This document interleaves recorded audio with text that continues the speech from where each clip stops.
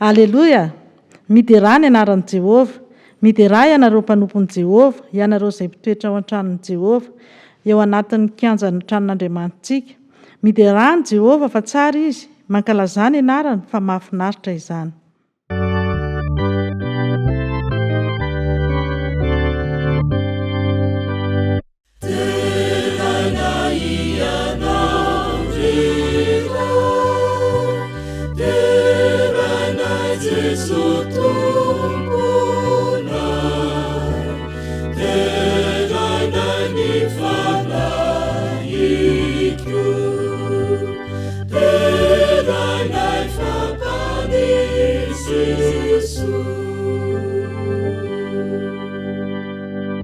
Iaraka ivavaka isika.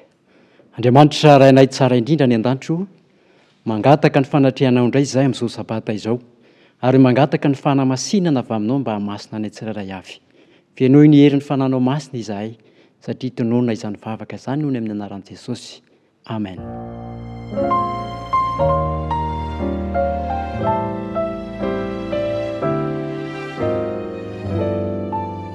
Fifaliana ho anay Fiangonana Adventiste Betsareina, distrika Ambohimangakely no miarahaba-tsika rehetra tratran'izao sabata izao. Iaraka idera sy hanome voninahitra an'Andriamanitra eto isika. Mialohan'izany anefa dia tsara ny mampahafantatra anareo anireo rehetra izay handray anjara.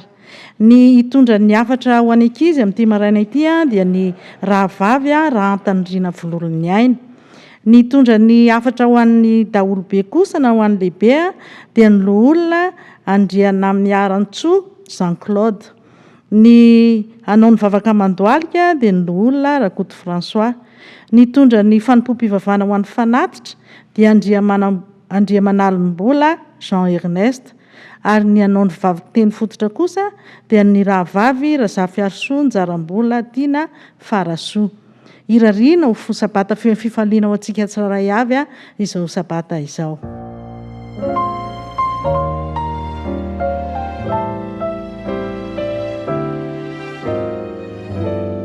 Tsara ihany koa mampahafantatra antsika ny nanolotra amin'ny fanompom-pivavahana teo fa i Madame Pasteur Ramaniraka Antrinaina Faratiana. Hoentintsika amin'ny deran'Andriamanitra dia hiara-hitsangantsika rehetra nao ny hira 400, hira fa 400.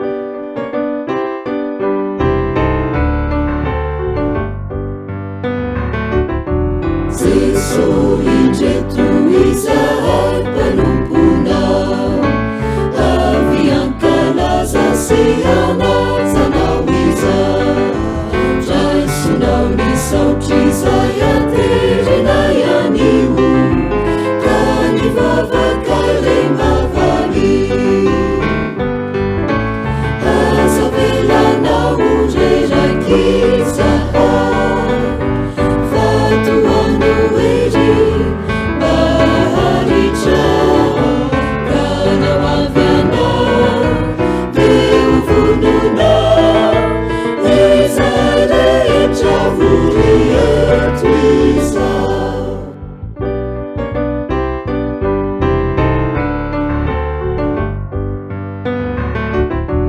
Rifana io midina aza ilale, ny fiasanao mangina zava-dehibe, zao mo zavatra irina ranasenonao re, ny fiainanay mahoana.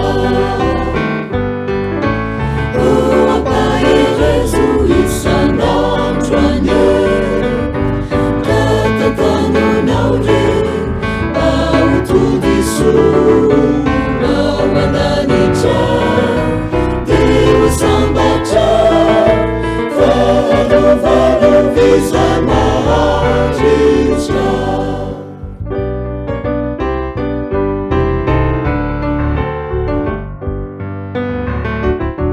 Raio mamaliny vavaka atao izao, raisotony anitra hankasitrahana, ka diovinao ny tena saina sy fanahy, atokany ray mba hoana.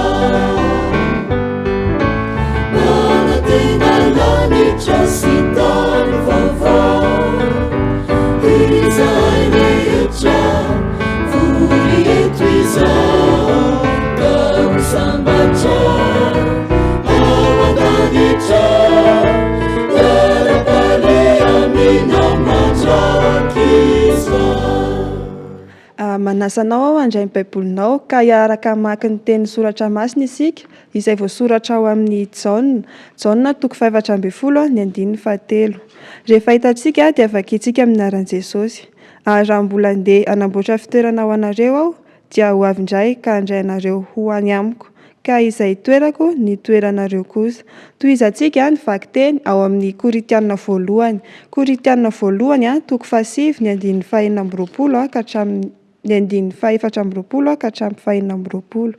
Amin'ny anaran'i Jesosy, tsy fantatrareo fa izay mihazakazaka eo amin'ny tany fihazakazahana dia samy mihazakazaka avokoa, nefa iray ihany no mahazo ny loka. Mihazakazaha toy izany mba hahazoanareo. Ary ny mpiazakazaka rehetra dia mahony tena amin'ny zavatra rehetra, kanefa ireny dia mitady satroboninahitra mety ho loha ihany, fa isika kosa tsy mety ho loha. Raha izao ary dia mihazakazaha, nefa tsy toy ny manao kitotoa, ary mamely totohondry aho, nefa tsy toy ny mamely ny rivotra. Amen.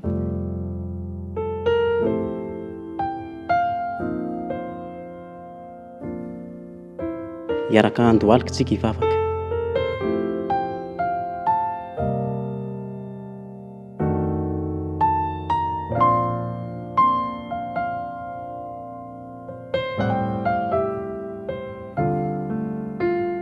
Jehovah masina tsara indrindra any an-danitro, dia raha laza ny voninahitra no atolotra ianao amin'izao sabata izao. Dia irainay ianao satria Andriamanitra mahery. Dia irainay ianao satria ianao ilay Andriamanitra tamin'ny alalan'ny teny nanaovanao an'izao rehetra izao. Ka raisy tombo izany dera ny haja ny voninahitra izay ho atolotra eo anao izany. Ankehitriny ihany koa izay Andriamanitra dia misaotra anao satria noho ny famindramponao, noho ny fitiavanao anay tsirairay avy, mbola ahafahanay miakoaka hitanatrehanao. Ka misaotra indrindra Tompo noho izany fitiavanao anay tsirairay avy izany. Ankehitriny ihany koa izay dia matsapa fa tsy mendrika. Mpanota, nanao ny tsy mendrika teo anatrehanao. Ka mifono aminao izay Andriamanitra, oka mba havelanao ny heliko tsirairay avy, ka raha kan'izao sabata izao izahay dia mba olona voavela heliko ary vita fihavanana aminao. Andriamanitra, ankehitriny ary dia mahatsiaro manokana izahay ny amin'ireo mpitondra ny fiangonana. Hatrany amin'ny conférence générale izany Andriamanitra ka hatrany amin'ny fiangonana. Mangataka izay Andriamanitra mba menao fahendrena izy ireo, ary hanampy an'izy ireo ihany koa ianao ny amin'ny andraikitra izay napetraka taminy. Mitondra mbavaka ihany koa izany amin'ity firenena ity Andriamanitra, oka mba omenao fahendrena avy any aminao any ny mpitondra, ary oka mba ity firenena malagasy ity dia mba firenena matahotra anao, ary firenena miandry izany fihefenao izany. Mahatsiaro ihany koa izay Andriamanitra ho an'ireo izay tsy manana ny tsy fahasalamana amin'izao sabata izao. Mangataka izay Andriamanitra mba hijerevanao amin'ny fomba manokana an'ireo izay tsy salama.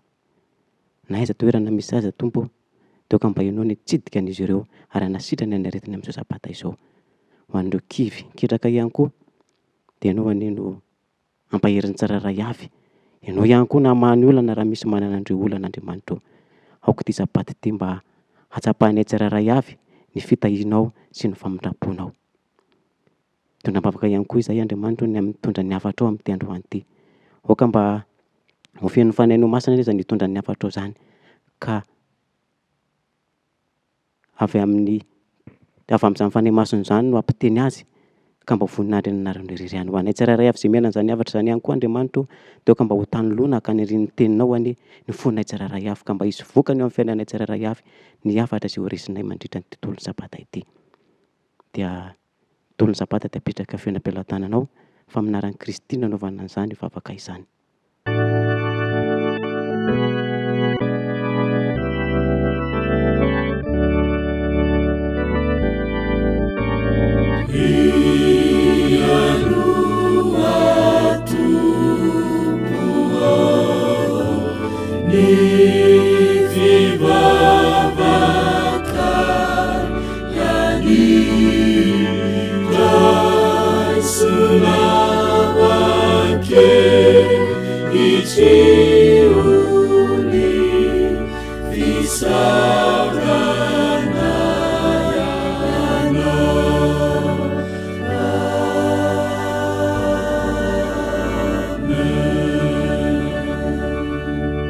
Amen.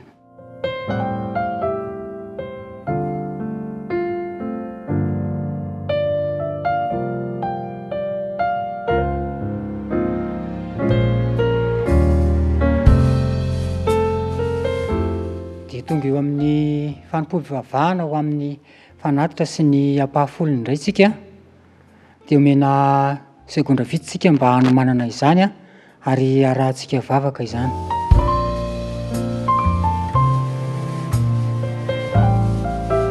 Amen. Araka ny voalaza amin'ny Filipiana 4:4-7 manao hoe amin'ny anaran'i Jesosy fa Andriamanitra tanteraka izay rehetra tokony ho anareo araka ny haren'ny voninahitra ao amin'ny Kristy Jesosy. Manomboka mikohaka eo amin'Andriamanitra isika satria izy ilay mpia sy mpitahantsika ary tsy manam-petra ny heriny. Niresaka tamin'ny Abrahama i Andriamanitra ary niresaka nampanantenana azy ny amin'ny haterahany Isaka. Nihevitra i Abrahama hoe enganeka Ismaela no ho velona eo anatrehanao.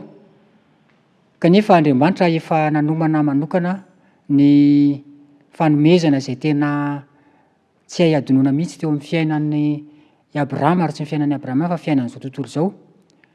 Dia tahaka izany koa tsika. Mahatonga ny olona sasatsasany anana fomba fijery hafahafa ny finoana ohatrany hoe raha mahazo ny hafa dia tsy mahazo aho, na hoe mahazo ihany fa mahazo kelikely noho ny hafa, dia manjary miteraka fialonana izany. Ary manaraka izany dia manjary lasa mieritreritra hoe tsy afaka manome izay tokony ho zaraintsika. Mieritreritra hoe raha mizaraiko ty amiko ty dia lasa kely sisa no anjarako. Nefa ilay mpamorona dia afaka manome izay rehetra ilayntsika rehefa mahafoy izay ananantsika ihany koa tsika. Manana ambiampy hatrany tsika, na dia hoe mety hamoy zavatra rehetra aza. Fantatrao ve hoe manana tahirim-pananana mpitahiana be dia be Andriamanitra ho arotsaka amintsika raha matoky azy tsika. Izao dia hiaraka hivavaka isika. Tompo, mideranao aho. Mideranao izahay noho ny maha-Andriamanitra tsy voafetranao izay manome anay araka ny halehiben'ny harenao.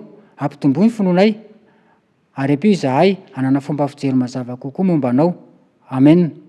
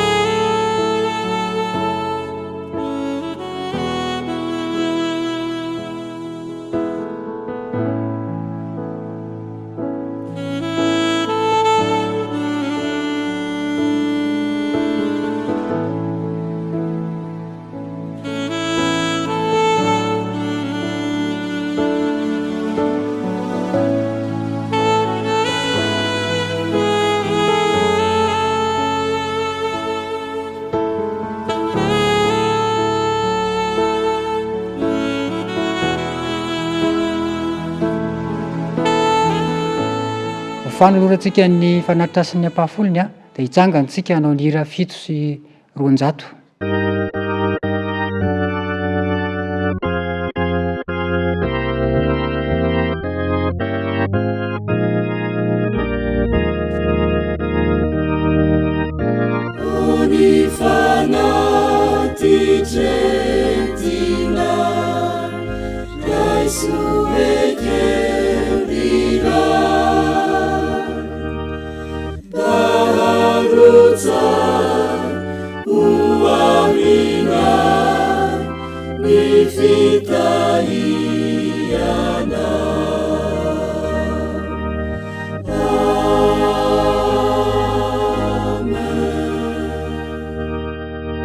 Amen.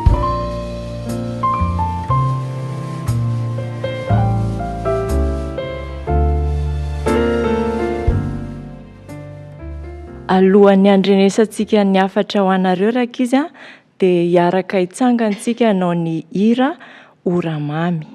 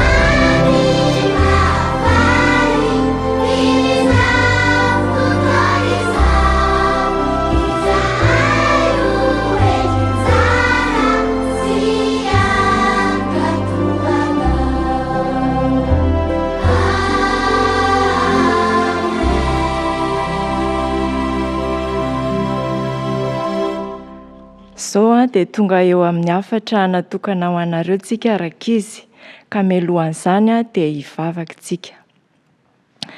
Ray eo, voninkainonao reto ankizy kely reto, ka meteza mba amin'ny fanahy masinao.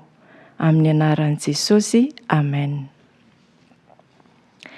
Ny lohatenin'ny tantara kely izay hoentina ho amintsika rakizy dia mitondra ny lohateny hoe nahoana no nankatoa i Tadô. Zazalahy kely Japoney tsara fanahy i Tadô, niaraka nipetraka tamin'ny raibe ny teny Tehezakavoana izy. Nisy tanimbary be da be manodidina ny tranony zareo. Vao 5 taona monja izy dia efa nahafantatra ny asarobidin'ny vary ho an'ny Japoney. Matetika ny raibeny no niteny taminy hoe ireo tanimbary ireo no miantoka ny sakafontsika. Raha sanatria misy loza manjoa dia mosarena isika. Tsy tiany Tadô izany ho fato misary izany. Ary satria nahafaly azy ery ny mijery ny vary izay mitsimoka, ary indrindra fa izy izay efa mitondra voa masaka iny, izay efa hojinjaina. Indray andro dia nisy zava-niseho izay nampitahotra ny Tadô. Izy sy ny raibeny ihany moa no teny an-tsaha tamin'izay. Dia tsy tapitapitra izay dia dirovana ny lamosiny dadabeany, dia nitraka kely ny dadabeany. Dia rehefa somary nijery nanompo teny amin'ny ranomasina izy, dia tsy nahateny fa tonga dia maloka ny endriny. Dia tonga dia hozy izy tamin'ny Tadô, mandeha hanaingina ianao mihazakazaka, dia ndana mitondra foroana amin'ny rehatra anankiroa. Noho ny fankatoavan'ny Tadô rakizy dia tsy namaly izy, tsy nanadikadiny izy fa tonga dia nihazakazaka ary niverina nitondra foroana anankiroa ny rehatra. Nomeny an'i dadabe ilay izy ary nampiretin'i dadabe ilay vary efa ho masaka. Ny gogogo nitomany Tadô.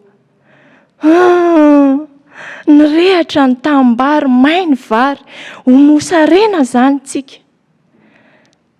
Mbola tsy vitan'izay ihany fa mbola niteny dadabe, mandeha handray ianao mihazakazaka aingana dia mbola hitondray foroana amin'ny rehatra ihany. Dia nahatsiaro ny tenin'i Jesosy Tadô rakizy noho ny fankatoavana, dia lasa izy nihazakazaka aingana ary mbola miverina nitondra foroana amin'ny rehatra anankiray. Dia noraisiny dadabe ihany ilay foroana, dia nampiretiny tamin'ny tanimbary hafa indray. Dia nirehatra be ilay tanimbary, may ilay vary efa ho masaka izay efa hojinjaina. Ny pololotra ny setroka niakatra tamin'ny lanitra.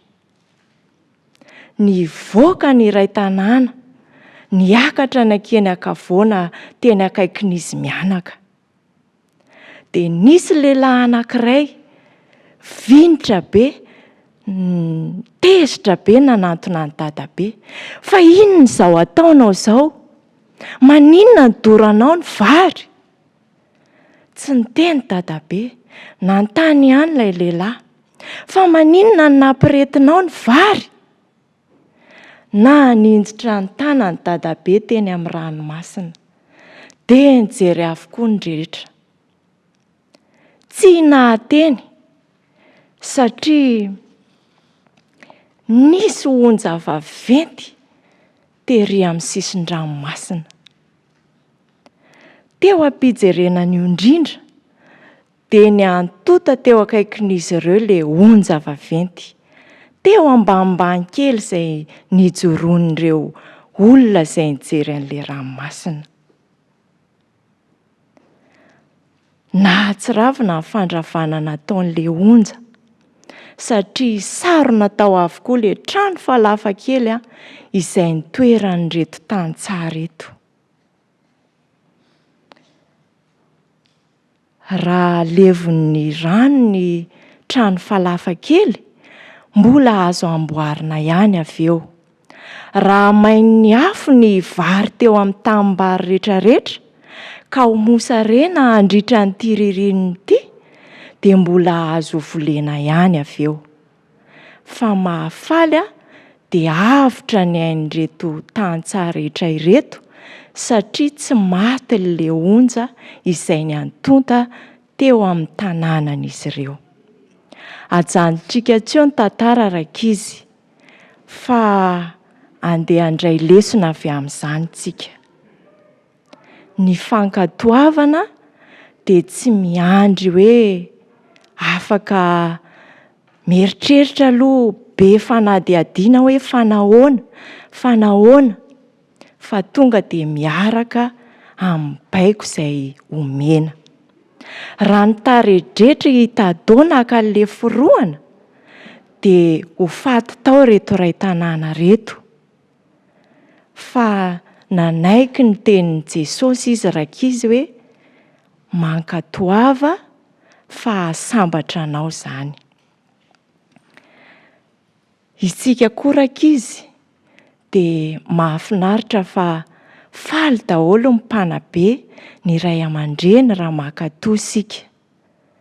Satria hozy Jesosy hoe raha mpankatoa ny teny ianareo fa tsy ho mpiainy fotsiny, dia ho sambatra.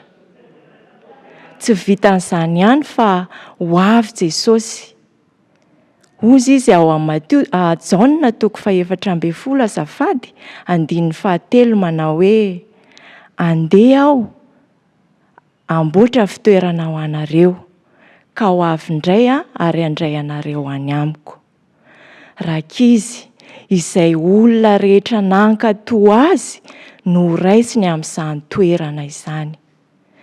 Ka irariana mba ho ankizy mpankatoantsika rehetra, ka tsy hisy ho tavela fa mba samy anana ilay toerana izay amboarin'i Jesosy any amin'ny fitoerana ambony any. Ka rehefa hiverina izy handray antsika, dia ho any daholo isika rehetra. Ka ho zaza mpankatoany antsika na ety amin'izao tany izao na ho any amin'ilay fiainana mandrakizay. Amen. Hivavaka tsika. Jesosy sarobidy tokoa izany fanapahan-kevitra izay ho raisin'ireto ankizy izany. Ary araka ny hira izay novetesin'izy ireo fa hankatoa ny teninao izy, dia toavy amin'izy ireo izany. Noho ny amin'ny anaranao no hanonana ny vavaka. Amen.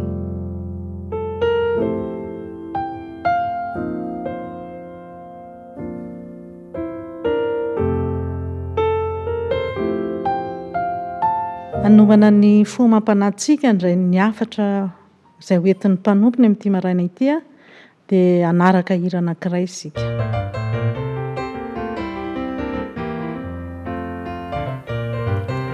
Isanakatina loanatrandana torona ny mety halala ny marina fizany madidiny ray aman-dreny itsinjonidiny omeny ianatry meny tsy maintsy lalaina izidy lazainy tsy maintsy ekena ny zanakatina no anatranarina torona ny mety halala ny marina fizany madidiny ray aman-dreny itsinjonidiny omeny ianatry meny tsy maintsy lalaina izidy lazainy tsy maintsy ekena ny fahasambarana mony indrindra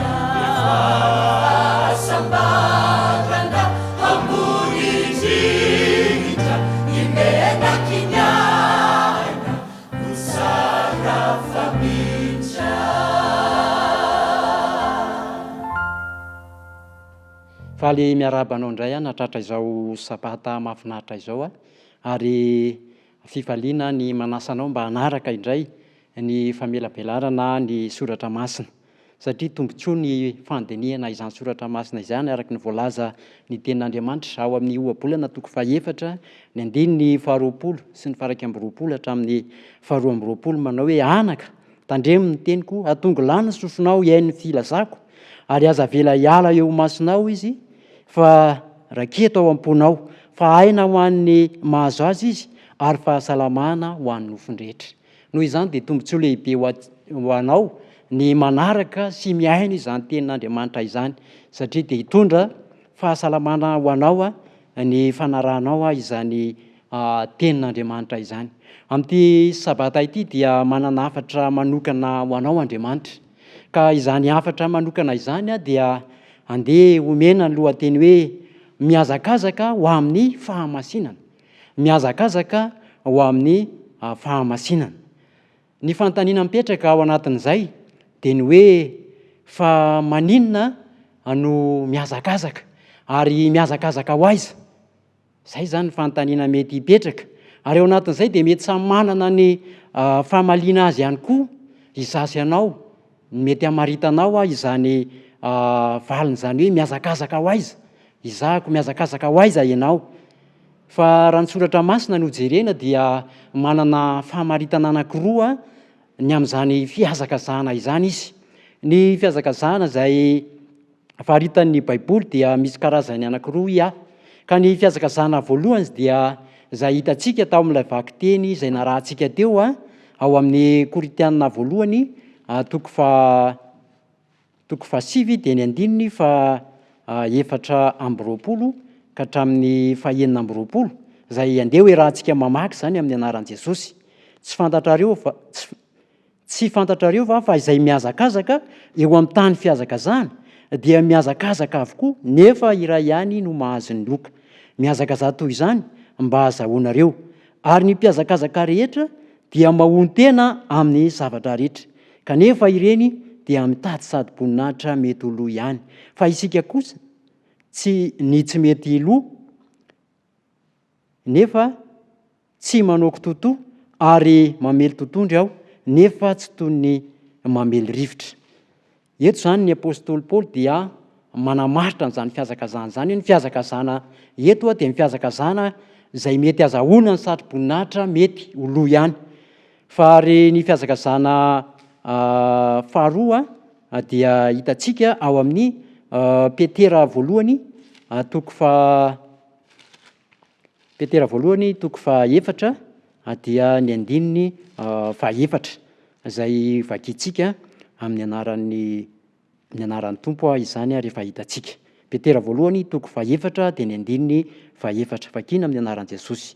Ary amin'izany dia gaga izy ireo satria tsy miara-mihazakazaka aminy ianareo amin'ny fanaranam-po amin'ny ratsy izany. Ny fihazakazahana faharoa zany eto dia fihazakazahana any amin'ny fanaranam-po amin'ny ratsy. Dia ny fanontaniana izay apetraka aminao amin'ity androany ity dia ny hoe ianao mihazakazaka ho amin'izy, mihazakazaka makaiza ny fihazakazahana izay ataonao. Fa amin'ny maha kristiana anasy anao dia arak'ilay lohateny teo hoe tokony hihazakazaka ho any amin'ny fahamasinana no fihazakazahana izay misy sy anao. Ndeha ho tarito kely ny sainao amin'ny alalan'ny tantara anankiray izay ahafahantsika manatsoaka lesona amin'izay tantarany fihazakazahana izay. Mialoha izany nefa manasa anao mba hanondrika ny lohanao hivavaka hangataka ny fitarihan'ny fanahy-masina isika. Andriamanitra o rainay, mangataka ny fitariana avy amin'ny fananao masina izay mba azahoanay mandinika sy mamakafaka indray ny teninao, ary aoka izany teninao izany mba ho famelombelomana ho anay tsiraray avy ary hatonga anay mba hanana fahamasinana tanteraka eo anatrianao. Amen. Izao ilay tantara izay tiako sariana ny sainao.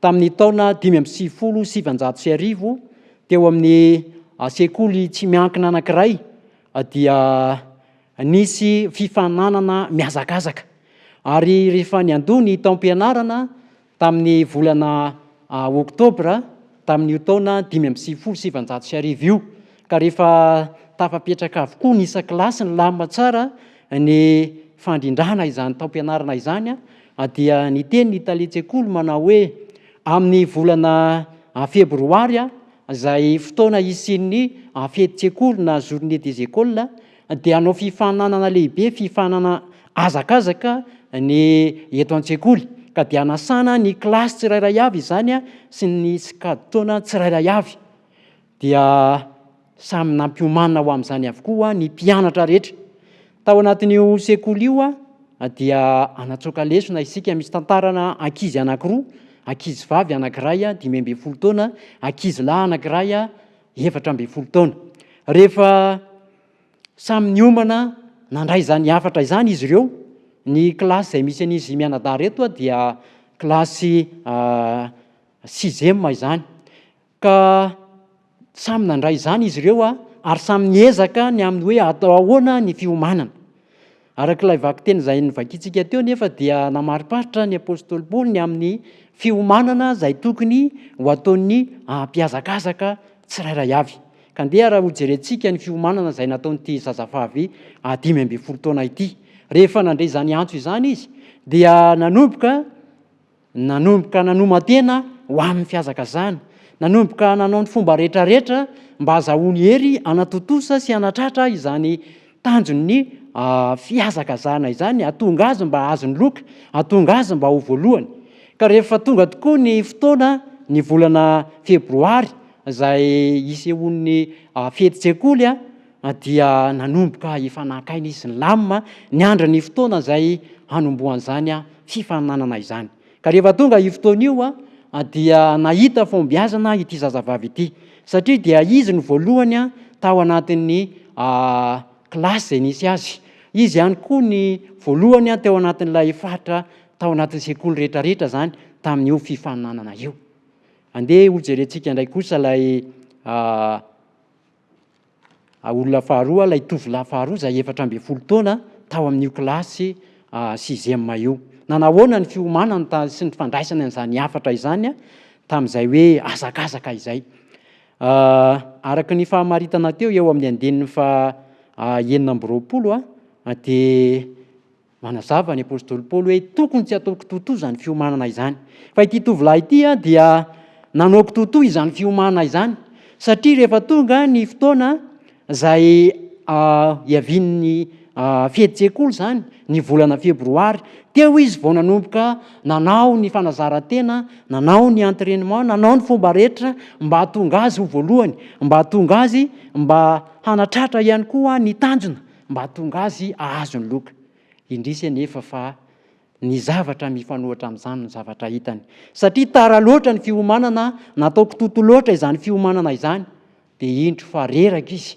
reraka noho ny firotorotoana reraka noho ilay entraînement izay natao satria tombotra loatra ny fiomanana amin'ity sabata ity dia miantso anao manao hoe manahoana ny fiomananao eo amin'ny azakazaka izay ataonao raha reo karazany anankiroa reo ny fiazakazana ny voalohany dia miazakazaka mba ahazo ny satro-boninahitra ary ny faharoa miazakazaka ho amin'ny fanaovana ny ratsy dia ametraka fanontaniana aminao androany manao hoe azakazaka manao ahoana ny azakazaka izay ataonao amin'izao fotoana izao betsaka manko ny zavatra izay efa miazakazaka amin'izao vanim-potoana izay iainantsika izao raha tsy resaka manokana afa-tsy ny fandrosoan'ny teknôlôjia isika izay miazakazaka dia miazakazaka tokoa izany dia tia ametraka fanontaniana aminao azakazaka manahoana ny azakazaka izay ataonao fa raha ho antsika kristianina dia izao miazakazaka ho any amin'ny fahamasinana no tokony hisy antsika tsiraray avy amin'izao vanim-potoana izao andeha raha ho jerentsika hoe inona tokoa moa ty atao hoe fahamasinana ity ary ahoana ny fomba azahoana azy dia misy teboka telo izay tiako hitariana ny sainao mba hahafantaranao izany ny fanontaniana mipetraka dia ny hoe inona no atao hoe fahamasinana ary iza no manome azy ny teboka voalohany dia mamaly izany fanontaniana izany manao hoe sika san'Andriamanitra ho an'ny olona ny ananana izany fahamasinana izany ary tokony hazakazaka mba azo izany fahamasinana izany isika satria Andriamanitra mihitsy no manome an'io fikasana atsika ho masina io, manome fikasana ho asy ho anao azo izany fahamasinana izany. Zao manko no voalazany ao amin'ny soratra masina zay hitantsika ao amin'ny Levitikosy 7:20 dia ny andininy voalohany sy ny faharoa. Levitikosy 7:20 dia ovakitsika ny andininy voalohany sy ny faharoa. Rehefa hita dia ovakitsika amin'ny anaran'ny Tompo. Ary Jehovah niteny tamin'i Mosesy ka nanao hoe mitenena amin'ny fiangonana dia ny zanak'Israely rehetra hoe aoka ho masina ianareo satria masina ho Jehovah Andriamanitrareo. Zay zany le hoe fikasan'Andriamanitra ny ahatonga sy ianao ho masina satria Andriamanitra no mitenin'izany. Miantso anao izy mba hanana izany fahamasinana izany, miantso aho izy mba hanana izany fahamasinana izany. Andriamanitra zany no manome aneo fahamasinana io. Ary ny fikasan'Andriamanitra ihany koa dia nitoerantsika mihitsy ao anatin'izany fahamasinana izany.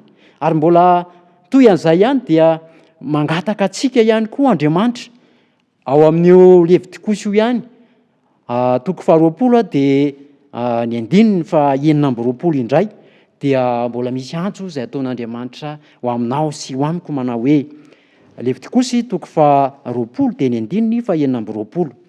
Ary aoka ho masina ho ahy ianareo satria masina ho Jehovah, efa navahako tamin'ny firenena hafa ianareo mba ho ahy.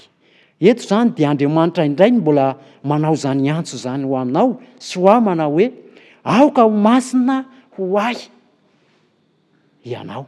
Teo aloha dia hitantsika hoe Andriamanitra no miantso mba hananana fahamasinana, fa trindriny misimisy kokoa zany lay izy eto manao hoe aoka ho masina ho ahy. Zasy ianao zany dia tokony ho masina ho an'Andriamanitra eo amin'ny androm-piainanao rehetra. Ary zay le azakazaka zay tokony ataontsika, miazakazaka mba ahazo izany fahamasinana izany izasy anao, fa tsy miazakazaka ho any amin'ny fanaovana ratsy. Arak'izay hitantsika tao amin'ny Petera 1:4 teo dia misy miazakazaka ho any amin'ny fanaovana ny ratsy, fanaovana ny ratsy rehetra, tsy fanatanterahana ny sitrapon'Andriamanitra. Misy miazakazaka ho amin'izany, fa Andriamanitra dia miantso asy ianao mba hiazakazaka ho any amin'ny fahamasinana, anamasina ny tenanao ho an'Andriamanitra, anamasina ny tenako ho an'Andriamanitra. Ny teboka faharoa dia ny hoe ahoana ny ahatonga antsika ho masina na ahazo zany fahamasinana izany. Ahoana ny ahatonga antsika, ahatonga asy ianao mba ho masina, ahoana ny azahoana izany fahamasinana izany. Dia andeha ovakitsika ihany lay Levitikosy teo 20 dia ny andininy 9. Ny tapany faharoa dia mivaky toy izao hoe fanavahako tamin'ny firenena samihafa ianareo mba ho ahy. Zay zany ny zavatra tokony ho tsapanao amin'ity teboka faharoa ity dia hoe mba azahoanao ny fahamasinana dia tokony ho tsapanao fa Andriamanitra mihitsy no nifidy anao ary nanavaka anao mba ho ao an'izay fahamasinana izay. Nifidy anao tao anatin'ny mety ho fianakaviana, nifidy anao teo anivon'ny fiarahamonina. Andriamanitra no nifidy anao ary nanavaka anao tao anatin'izany mba azahoanao ny fahamasinana. Raha tianao zany nafantatra izany dia hoe ahoana ny azahoana ny fahamasinana dia tokony ho tsapanao fa Andriamanitra mihitsy no nifidy na nanavaka anao. Ary ao anatin'izany dia andeha ovakitsika ny voalaza ao amin'ny Petera 1:4 dia ny andininy 7 sy ny andininy 4. Vakitsika ny andininy 7 mba halalantsika sy hafantarantsika izany antso manokana izay ataon'Andriamanitra ho antsika izany. Ny andininy 7 dia mivaky toy izao amin'ny anaran'i Jesosy: fa ampy izay ny andro lasa ho nanaovana ny fanaovan'ny jentilisa tamin'ny nandehanany tamin'ny fijejoana sy ny fanirian-dratsy sy ny fisotrotoka ary ny fanimpolo-tsampy izay fady indrindra. Ny andininy 4. Ary amin'izany dia gaga izy ireo satria tsy niara niazakazaka aminy ianareo amin'izay fanarana-poa amin'ny ratsy izany ka dia teneniny ratsy. Rehefa tsapanao zany fa Andriamanitra no nifidy anao, nanavaka anao, dia ny zavatra ataonao voalohany zany dia hoy ianao hoe ampy izay ny fotoana izay nahatsapanao fa nanaovanao ny fanarana-po, niazakazaka tany amin'ny fiazakazana izay tsy tokony ho izy, dia ampy izay hoy ianao. Fa fotoana izay ahafahanao manao niazakazaka indray mba hazahoanao ny fahamasinana amin'izao fotoana izao. Ary tao anatin'izay fahazarana izay dia mety misy ireo namanao izay mbola mety manana faniriana hitarika anao hanohy ny fiazakazana, dia ilay voalaza ny 14 hoe fiazakazana any amin'ny fanarana-po ny fanaovana ratsy, dia miantso anao ny tompo androany hoe ampy izay ny fotoana izay nandehananao tamin'izany fotoana izany. Fa androany dia hoy izy hoe zao ny fotoana izay ahafahanao manavao indray izany fiazakazana izany. Dia mety ho gaga ireo namanao satria ianao tsy miazakazaka miaraka amin'izy ireo tsony ho any amin'izany fanarana-po amin'ny ratsy izany, dia mety hiteny ratsy anao mihitsy izy. Kanefa mety izy ianao handray safidy amin'ity androany ity mba hiazakazaka ho amin'ny fahamasinana, fa izay ny fanirian'Andriamanitra ho asy ho anao. Amin'ity sabata ity dia fotoana mety indrindra izao mba hanaovanao indray izany fanavozana izany ka hiazakazaka ho an'ny fahamasinana ianao. Andeha ho jerentsika ny teboka fahatelo. Ny teboka fahatelo dia hoe mitondra inona ho antsika ny fananantsika fahamasinana. Mitondra inona ho antsika ny fananantsika fahamasinana. Mitondra inona ho ahy, mitondra inona ho anao ny fahamasinana izay hiazakazahanao, ary tokony hiazakazahan'ny kristianina rehetra. Tsara mantsy ny ahafantarantsika izany hoe raha masina ianao inona ny tombontsoa, inona ny vokatra azo ao anatin'izany. Ny vokatra ho azo ho anao rehefa mahazo izany fahamasinana izany sika dia izay hitantsika ao amin'ny Hebreo 12 dia ny 9 Hebreo 12 dia ny 4:12 izay mivaky toy izao amin'ny anaran'ny tompo. Ny vokatra izay azonao zany rehefa manana ny fahamasinana ianao dia izao. Hebreo 12 ny 4:12. Rehefa hita dia ho vakiantsika amin'ny anaran'i Jesosy zany. Miazany tady fihavanana amin'ny olona rehetra ary fahamasinana, fa izay tsy manam-pahamasinana dia tsy hahita ny tompo. Izay zany ny vokatra voalohany ho anao. Rehefa manana fahamasinana ianao, rehefa masina ianao, dia mahita ny tompo. Ary voalaza eo amin'ny etapany voalohany eo hoe miazany mitady ny fihavanana amin'ny olona rehetra. Mitady ny fihavanana amin'ny olona rehetra. Ary rehefa mahazo izany fahamasinana izany ianao dia hoy ny etapany faharoa hoe ahita ny tompo. Ny fananantsika fahamasinana zany, ny fanananao fahamasinana dia mitarika anao ahita ny tompo izany. Vokatra tena tsara indrindra izany ny fahatsapana hoe ianao mahita ny tompo.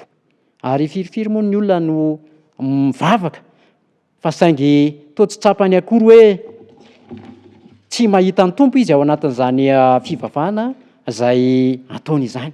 Ary ao anatin'izay teboka fahatelo izay ihany dia ny faharoa, ny vokatra izay azo faharoa dia ny fidirantsika, ny fidiranao ao amin'ny tanàna masina dia ilay Jerosalema vaovao zany. Rehefa manana ny fahamasinana ianao dia tafiditra ao amin'ny tanàna masina na Jerosalema vaovao izany. Ndeha ho porifontsika amin'ny alalan'ny tenin'Andriamanitra hatrany izany vokatra izay ho azonao zany rehefa manana ny fahamasinana ianao. Ndeha raha ho jerentsika ny Apokalipsy 2:20 andininy fa 7. Apokalipsy 2:20 ny andininy fa 7. Rehefa hitanao zany dia hiaraka maka izany amin'ny anaran'ny tompo isika. Andininy fa 7. Ary tsy mba hiditra ao mihitsy izay tsy masina, na izay manao vetaveta, na izay mandainga, fa izay voasoratra ao amin'ny bokin'ny fiainana izay ian'ny zanak'ondry ihany. Izay zany ny tombontsoa faharoa izay azontsika rehefa manana ny fahamasinana dia ho tafiditra ao anatin'ny tanàna masina na Jerosalema vaovao. ko miantso anao ny tompo androany mba hiazakazaka ao amin'izany fahamasinana izany. Aka ho ajanonao ny fiazakazana izay mety nitarika anao ho any an-tsy fahamasinana, fa ndeha andray fanapahan-kevitra androany hoe hiazakazaka ho amin'ny fahamasinana, satria izay no azahoantsika miditra ao anatin'ny fiainana mandrakizay. Tsy vitan'ny tenanao anefa ny azo izany fahamasinana izany, tsy vitan'ny ezaky ny tenanao manokana izany na ny tenanao irery, fa andeha angataka ny fanampian'ny tompo isika mba hananantsika izany fahamasinana izany. Ka ny antso ataon'ny tompo anao androany dia izay voasoratra ao amin'ny Apokalipsy 3:20 manao hoe, Apokalipsy 3:20 izay mivaky toy izao amin'ny anaran'ny tompo: indro efa mitsangana eo am-baravarana aho ka mandondona, raha misy mihaino feoko ka mamono varavarana, dia hiditra ao aminy aho ka hiara-misakafo aminy ary izy amiko. Ny fanirian'ny tompo dia mba nitoerany ao anatin'ny fonao. Ka meteza ianao androany mba hanokatra ny fonao dia hitoetra ao anatinao Jesosy mba azahoanao mahatratra ny tanjona ho amin'izany fahamasinana izany.